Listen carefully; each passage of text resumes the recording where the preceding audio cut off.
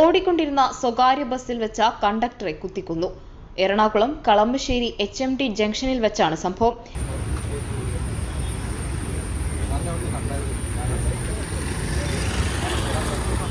ഇടുക്കി രാജകുമാരി സ്വദേശി അനീഷ് പീറ്ററാണ് മരിച്ചത്.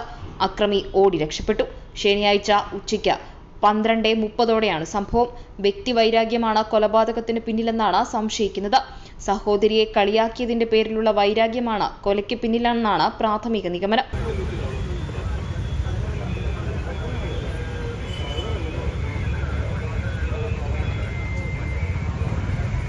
എന്റെ സഹോദരിയെ നീ കളിയാക്കുന്നു എന്ന് ചോദിച്ച് നെഞ്ചിൽ കുത്തുകയായിരുന്നുവെന്നാണ് ദൃക്സാക്ഷികൾ പറയുന്നത്. പ്രതിയെക്കുറിച്ച് അന്വേഷിച്ചുകൊണ്ടിരിക്കുകയാണെന്ന് കളമശ്ശേരി പോലീസ് വ്യക്തമാക്കി. മൃതദേഹം നിലവിൽ കളമശ്ശേരി മെഡിക്കൽ കോളേജിൽ സൂക്ഷിച്ചിരിക്കുകയാണ്.